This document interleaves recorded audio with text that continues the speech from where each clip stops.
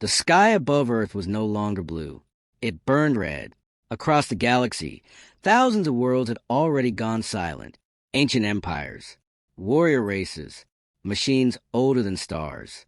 All gone. The enemy left only one message behind every dead planet: submit or disappear. And one by one, the galaxy knelt. But on a small blue world at the edge of a spiral arm, humans did something no one expected. They refused, and that refusal would change everything. Milky Way Chapter 1, the day the stars went dark. No one knew where the enemy came from. They appeared beyond the outer colonies first. Black ships, smooth, silent, endless. They did not send warnings. They did not ask for resources.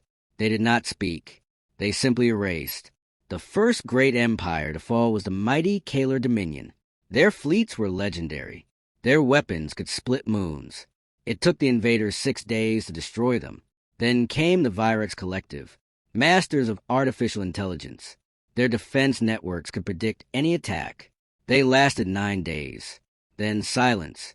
Across the galaxy, fear spread faster than light. Refugee ships ran toward neutral space. Emergency signals filled communication channels. Ancient alliances collapsed overnight. Every message said the same thing: they cannot be stopped. Globe showing Europe Africa Chapter 2. Earth receives a message. Earth watched all of this. Human scientists studied battle recordings. Military leaders ran simulations. The result was always the same: defeat. Then the message arrived. A single alien ship entered the solar system. It stopped near Jupiter.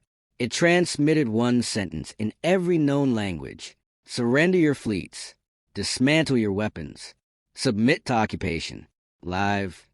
The world froze. Governments called emergency meetings. Markets crashed. People filled the streets. Some leaders said surrender was the only way to survive. We cannot win, they said. We must think of our children. Others said surrender would only delay extinction. Inside a secure war room beneath the Pacific Ocean, human leaders argued for 12 hours. Finally, an old general stood up. He did not shout. He did not threaten. He simply said, "If we kneel today, we will crawl forever.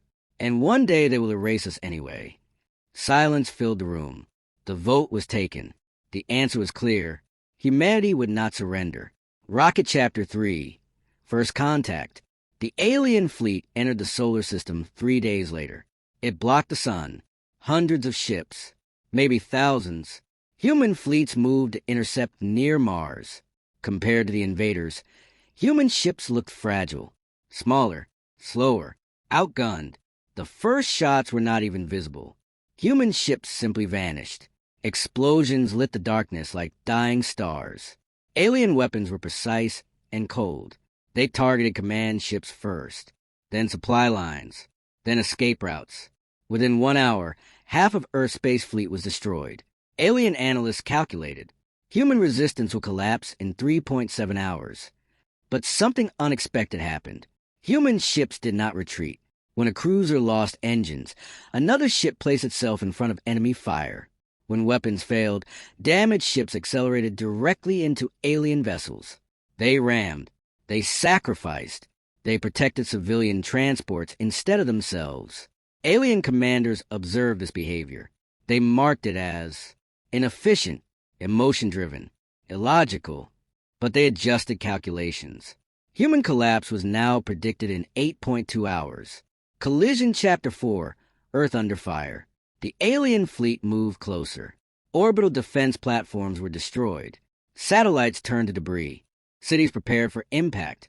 But the invaders did something strange. They did not destroy Earth immediately. They targeted military bases only. Shipyards, airfields, command centers. It was a controlled dismantling. They wanted humanity alive, just powerless. Human governments broadcast a global message. This is not the end. Every citizen has a role.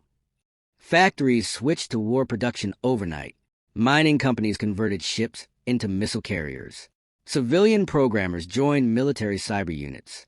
Even small towns began building drone parts. Every human became part of the resistance. The alien AI updated its data again. Human morale did not decrease after losses. It increased. Brain Chapter 5, The Human Pattern.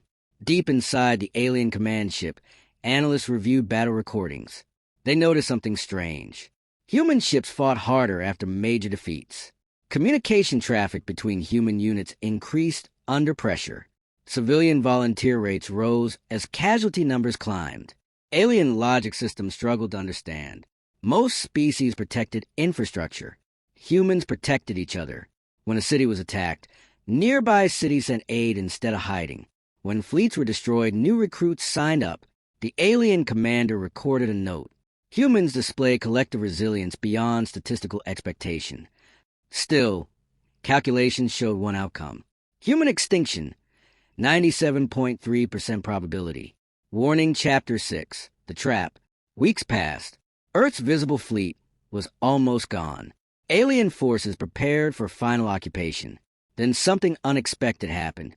Small human ships began attacking supply lines at the edge of the solar system. Not direct combat. Hit-and-run strikes. Fuel transports exploded. Communication relays failed. Navigation signals were jammed. The attacks were random, unpredictable, annoying. Alien commanders dismissed them at first, but then supply efficiency dropped by 18%, then 27%, then 41%. Humanity was not trying to win battles. They were trying to slow the machine, and it was working. Fire final scene, the impossible reading. Inside the alien flagship, alarms suddenly activated. Long-range scanners detected something massive beyond Pluto. Not debris, not asteroids. Ships, hundreds of them, cold, hidden, powered down for years. Human, the alien commander froze. There had been no record of this fleet. No signals. No construction logs. Nothing. Then the ships powered on. One by one. Weapons charged. Engines ignited. A transmission left the fleet and reached every human channel. This is Project Last Light. We are operational. Back on Earth, people looked up at the sky. For the first time since the invasion began, they felt hope. The alien commander whispered, "How many secrets do humans hide?"